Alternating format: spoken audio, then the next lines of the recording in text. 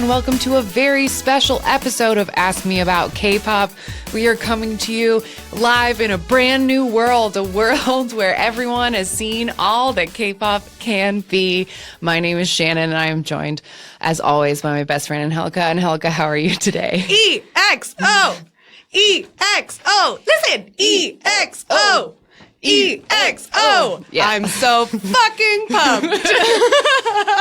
Yeah, we're really, really excited. This is just a special little mini bonus episode because something magical has happened in the world of K-pop this week. Something magical happened in the world today. Period. So we had to take a special day just to talk about it.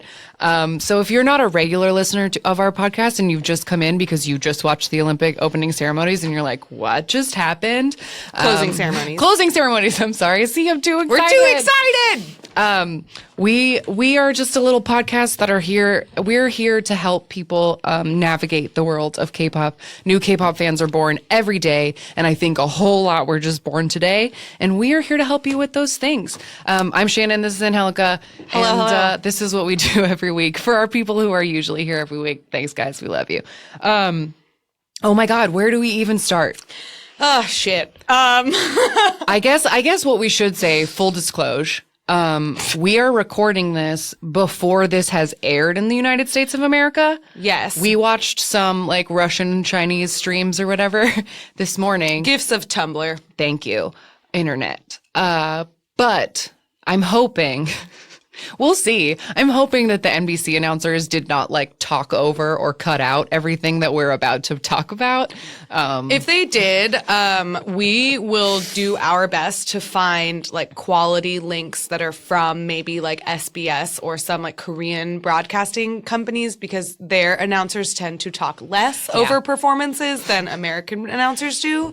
So if the American broadcast, which again, we haven't seen yet, it hasn't happened yet. If it is super chatty, like we'll make sure that we link quality videos where you can actually enjoy the performance because as you can probably already surmise, like we are big EXO fans and the other performer of the closing ceremonies was CL, who's from a girl group that doesn't exist anymore called To Anyone.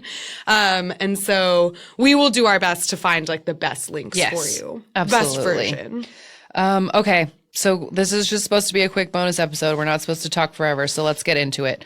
The first K-pop person that you saw, if you watched the full closing ceremonies, which again, full disclosure, we haven't watched. We just went straight to the K-pop parts that we could find on the internet. But what I gathered is that CL came out somewhere in the middle.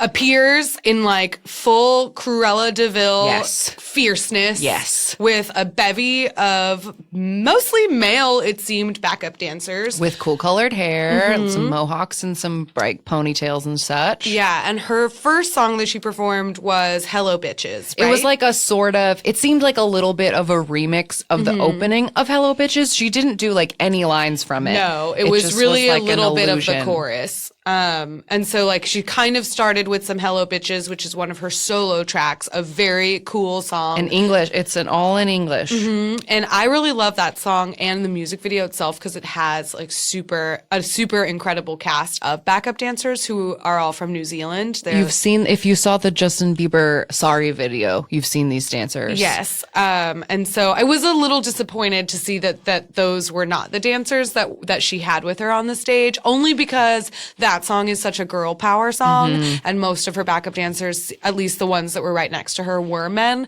but whatever. So she started with that song and then she went into a song of hers that I was not familiar with. But speaking of girl power, it is called The Baddest Female. That is the name of the song. Yeah. So that was just sort of her like walking up toward the platform where she spent most of her time doing a song from her girl group days, which was I Am the Best. I Am the Best.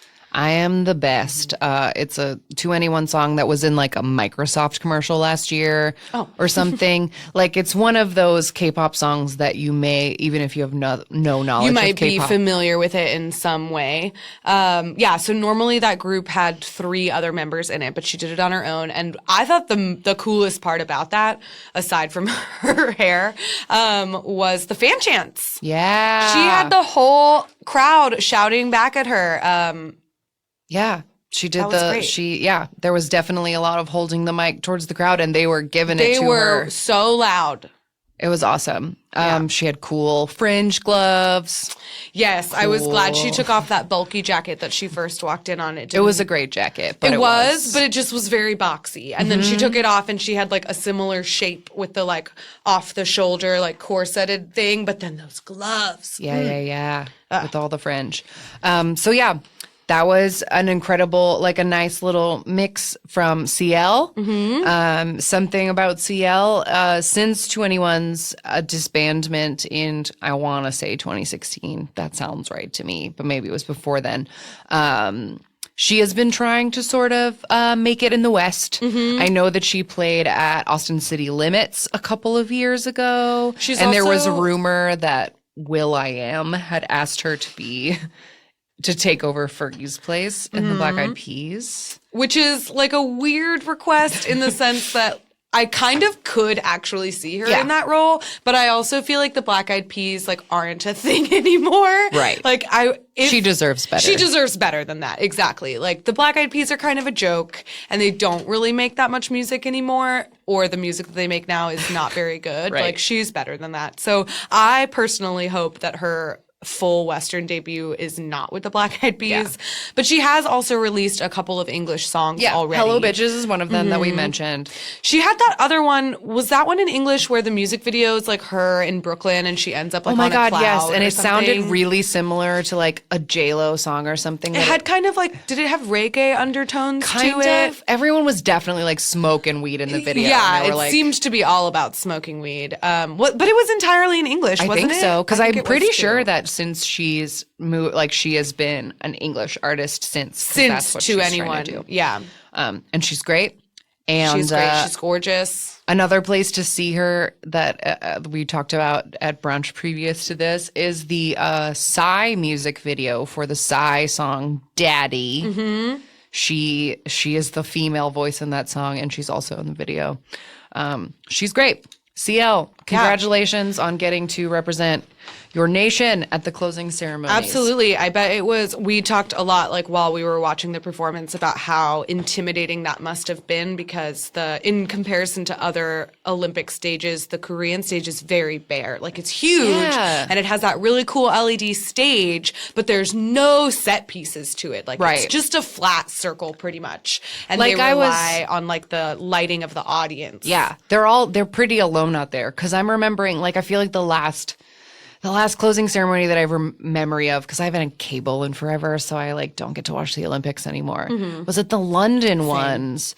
They like brought out the Spice Girls on like a big glittery like bus, and they put them on a big stage to like. There was a lot of. I feel like there were a lot of set pieces, and this South Korean one has like not had a lot of set pieces in either ceremony. It's just like the big bare LED stage, and everybody has to command it. Yeah, which I thought worked really well in EXO, which we'll talk about in a minute, but it is difficult when you are a solo artist and like it's just you out there with like your backup dancers. We compared it to Beyonce at the Super Bowl, how like they kind of fill that stage by having audience member. Like the stage itself is kind of small and then it's surrounded by audience. And here, like she was just sort of like out in the middle of it all by herself. Yeah, she had a little platform, but it wasn't much. Yeah, she did a good job though. She did a good job commanding that whole space. But I did think it was easier for a group like EXO to command that more of that space, because not only were they able to take up some of the space with like those crazy ATVs they came in on, but also like there's 8 of them. So. Right. Okay, then let's do it. Let's jump into EXO. EXO. EXO. EXO. EXO. So we're what am I trying to say? I've already seen, like, again, we're here in the United States of America. This has not aired yet, but it did technically air 12 hours ago at 3 a.m. Which we did not wake up for, No. like, just to put it out there. I debated it very seriously, but 3 times in the last 2 or 3 months, I have woken up in the middle of the night to stream an EXO or Shiny, or like I have been streaming concerts in the middle of the night recently.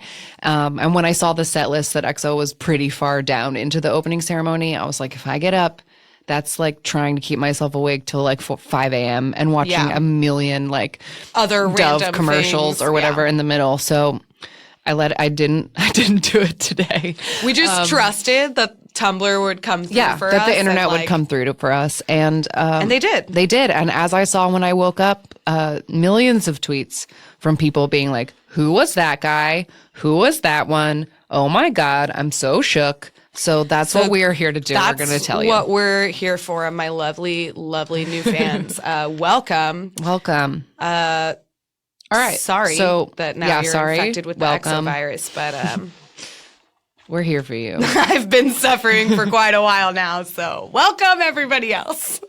So the first image we saw of our EXO boys is we saw member of EXO Kai, Kai. Kai is his stage name. His given Korean name is Kim Jong-in. And his fan given nickname is Nini. Nini, our Nini bear. He was wearing traditional Korean clothing, and there was a man with a gong, and he did like a cool gong and dance. he did this incredible, like, it definitely, I would say, is not necessarily like a traditional Korean dance, because obviously he was like popping and locking in a part of it. It was just sort of like an interpretive modern dance, which is something that he has gotten the opportunity to do a lot of recently in their most recent concert tours, and I'm so happy about it because he initially, like, we've talked about him a couple of times in our podcast. Most recently, we talked about him in our dating scandals episode because he's he's like half of my favorite K-pop idol group, Kaistol. Listen to that episode if you want to hear all about that.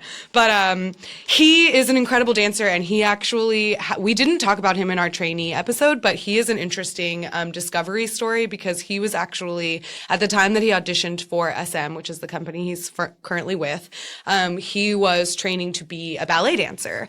And the only reason that he auditioned for SM is because his best friend, who is a member of a different K-pop group, was auditioning. And so he just like went with Taemin of SHINee to the audition and like decided to audition too because his friend was doing it. And now he's a part of EXO. He's one of the younger members of EXO, but he's terrific and I think often gives like the most face on stage, which was evidenced as soon as everybody else came out, and he decided to stick that tongue at all of us. Naughty boy. Rude boy. So we have Kai. He's doing his beautiful traditional dance. Gong dance. Then we see coming around the corner all of these like ATV, dune buggy, some kind of devices are like going around. Some kind of vehicle appears. And they're each carrying a member of EXO. Yes. Which was cool. They get out in the middle and they began dancing to a remix. A remix of Growl, which is one of their earlier songs. It was the first song that included all the members of EXO. We brought up in a previous episode that they started out as two groups of 6. Yes, for a total of 12. They're currently, and I want to bring this up because I read this morning a couple of different articles that identified EXO as a 9-member group. Shannon is sad now because her favorite member is this 9th member who, if you watched the ceremony, you will notice there was only 8 of them. He's because the last. Life is unfair. Because life is cruel. But he's the last remaining of the Chinese members, and he, for a variety of reasons, is not currently with them, but he's still technically included in the group. Yeah. So if you're wondering why there's only 8, there is a 9th member. Legal international stuff. But he's great. China's mad at Korea about North Korea, and they wouldn't so they were like, no more K-pop. Like last year, they literally did that. They made a K-pop ban to try to like punish them for North Korean sanctions or something. But truly, who got punished was us. Yeah, because it's like serious government stuff, whatever. But like, I didn't get to see I haven't seen him with his boys in so long. I know. And all of us EXO fangirls have been. It's been like a year and a half. Lay fans, we call ourselves Xingmis, and because his real name is Zhang Yixing. And we, every time that there's been like word of an EXO anything, we all have this stupid hope in our heart that he's going to appear. And this seemed like the time because they were passing the torch to Beijing, and he is like China. He calls himself China's sheep, and they like King of China. They they love him. And God, nothing. If there was a time to bring him back, it was now. It was such a missed opportunity. It doesn't make any, especially because now there will be all these publications referring to EXO as a 9-member group, and there's only 8 of them. Like, it's so foolish to not have included him in the stage, but we just needed to make a disclaimer, like, yes, there are 9 members of EXO. 8 of them were gorgeously and beautifully featured on this stage. So the point of the V, as soon as they all get out there, the point of the V is still Kai. So that's like a recognizable face for you. And we got to hear, I love that their like introduction to the world was a sexy. Love it. Yeah. Love it. Loved it. I also really appreciated the so dangerous with the little booty roll. That was great. So I'm going to actually identify all the members for you right there. Okay, good. You took notes. Go ahead. In that moment where it says so dangerous and they're all shaking their booties at you, it then cuts into 4 and 4. And the first 4 that you see in order from left to right is Kim Min-sok, also known as Shumin. Then it's Kai, also real name Kim Jong-in. Then it's Oh Se-hoon, he's the maknae, the youngest member. And then lastly, kind of hidden in the back, the little one, his name is Dio. Do Kyung-soo is his real name. His last name is Do, and his first name is Kyung-soo, but his stage name is Dio. D.O. Then it cuts to the other 4, and again, in order from left to right is Chanyeol, Park Chanyeol. Then, I don't remember what Baekhyun's last name is now. Byun Baekhyun. He is like the blondish one, and he has like a solo. I think one of the first literally solos. talked about him on every episode of this podcast for some reason. I don't know why. He's neither of our biases. Like neither of us have a crush on him. We just bring him up a lot because I don't know. We just do. So anyway, so it starts out with Park Chanyeol. Ruiner of my life. Then Byun Baekhyun, star of this podcast. Then it goes to Chen, whose real name is Kim Jong-dae, and he's so beautiful. And Helga really loves him, but he currently has a bad haircut that is like really, really paining her. It's so terrible. It has like tiny, short little boy bangs. And it's getting mullety in the back. And it's this terrible reddish color. Ugh. He had like such beautiful solos because he's one of the best singers in EXO and like all of Korea. And I just like every time he was featured on stage, it just broke my heart a little bit because he looks terrible. And he has looked terrible for so freaking long. Like since Power came out, he's had that stupid haircut.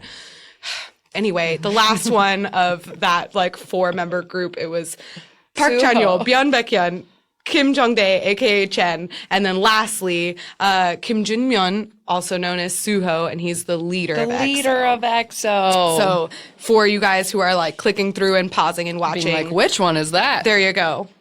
There's all of them. Got it. Oh, God. So they were doing remixed version of Growl. An old song. Yes. But they had made it a little special. I thought Growl was a really interesting choice because that song, even when they were promoting it on music shows and in the music videos, the choreography is built around a cameraman being in the middle.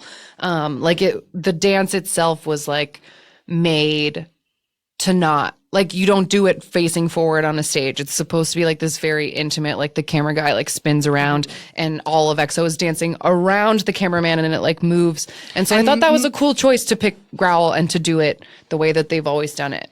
Yeah, I thought that was an interesting choice too. We talked a little bit about this beforehand, how they're to a certain extent like EXO has a huge international fan base, but to a certain extent, like this is their introduction to the whole world. And it's largely not just an introduction of EXO themselves, but also an introduction of K-pop on a global stage. And so what better way than to like get that personal interaction with it? And like, this is a performance and a dance that is meant to be filmed. Mm-hmm. So to have that like direct eye contact and like you can attach specific faces to this genre of music, you can like stare it right in the eyes. And I thought that was pretty appropriate. Yeah, no, so that was amazing. Mm-hmm. So Growl, they did like a shortened remix version of Growl into another shortened remix of Power. Power, their most recent. Well, I guess it isn't their most recent single because I guess of Universe.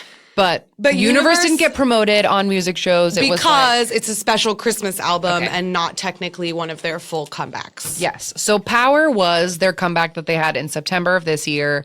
I love this song. It gets me so hyped. One of the Russian figure skaters also said it gets her super hype. I can't remember her name right now, and I won't try to say it because I know it's hard. But she got to meet EXO last night, and good for her. Like, good for you, girl. But yeah, Power, real hype song. The floor, like, got all rainbow. Yeah, all galaxy, which was really cool. That's EXO's thing. Like, they're from outer space, whatever. If you want to hear more about that, listen to our concepts episode. We also have mentioned a lot about, like, comebacks and promotions and all this thing. So if you're listening to this and you're like, God, what are these ladies talking about? Just go back. We listen to our whole podcast and we'll tell you all about it. But yeah, so they went into Power. I did write down like a couple of identifying clothing characteristics. Yeah. If you we'd want like to identify them that way. Dio is little. He has a shaved head and he's wearing what looks like a medal as like an ascot. It's like red. Chanyeol is wearing a red bolo tie. He's the tallest one. Beck has like a terrible black choker on instead of a tie. Suho's wearing like a Prince Charming white napkin. Yeah, it looked like a napkin tie. tucked into his shirt instead of a tie. Yeah, that looked awful. And then the other four like got away with regular ties. Except for Chen. Chen was wearing a tie with a collarless shirt, which was ugly and what are they doing to him? But I will say that there was like a leaked is the wrong word. It was on the news. Yeah. But there was a 3-second clip of them rehearsing a couple of days ago, and they were wearing like very military, like Sergeant Pepper, like very adorned, crazy jackets in that. And this time they went with like a white James Bond dinner jacket instead. And I think that was a better choice. Yeah, I like it. And I like that choice for them too. I mean, they have worn the sort of like military style jackets on stage before, but for this particular setting, I think the suit jacket, dinner jacket thing worked better. Yeah. They looked classy and nice. And they changed for both songs. They changed the choreo up a little bit. So like for diehard EXO fans, it was like fun to see something new. If this was the first time you ever saw EXO, like go back and watch these performances and music videos because the choreography is different. And so is the song as well because they had to cut it and it was remixes. A little disappointed just because I'm old and no fun that dabs were put into the Power choreography, like to make. I'm pretty sure there is like one dab in the original Power choreography. I think sometimes when they were doing like we got that power every time. There, yeah. And at the end of Coco Bop, Chanyeol always posed in a dab because he's the reason that they dab at all. It's Chanyeol's fault. He's the worst. He's my favorite, but he's the worst. I did also appreciate for like those of us who were heartbroken that Lay was not a part of this performance. I know Shannon is the most of us all. They did include all 9 Powerballs on the stage at the end. Like if those of us who are not EXO fans probably didn't recognize them as anything significant, but the performance ended with the LED stage like showing these like colorful circles all around the stage. So if you watch their Power music video, it's all about how like each one of them has superpowers. Which we again mentioned in the concept episode. But it included all 9 of them, aka including Lay's power. Because so he's not gone. Hopefully he'll come back soon. We're just gonna hold on forever and ever. Wow. Okay. Well, I mean, we're at like 25 minutes now. I think that's like a pretty good Well, let's sum it up with like overall general reactions. Okay. Are you general? Because when I woke up this morning and I like hadn't seen anything, the first thing that I saw about it was a tweet to us that was like, the girl thought it was underwhelming. And so she was like, no big fireworks, whatever. But I kind of have to disagree. Like maybe I sort of felt a little bit underwhelmed by CL's, but I was totally into EXO's. I thought they did a great job. And I thought it was a good representation of what K-pop is and can be. Yeah, I have a lot of really complicated feelings about all of this. Like the past couple of weeks have felt complicated for me because I've mentioned at the very first episode of this podcast, and the reason that we do this podcast is that like I love K-pop so much and I want other people to love it. But all of these local news pieces and these like little articles coming out of everyone being like, what is K-pop? And they all have gotten like something wrong. And it just like makes me kind of cringe. But I also, on the other hand, I'm like so happy that people are finding out about this stuff. It's just hard. The media seems to cover it strangely. It's tough because I think the media can have a difficult time discussing like other cultures in general. Yeah, like a foreign genre of music without making it sound like othering and without making it you don't sound want to be racist. insulting. Yeah. But I think sometimes they end up being that way. But I'm also like, I have also sort of avoided like reading a lot about like local interpretations, but I'm very excited to welcome new fans.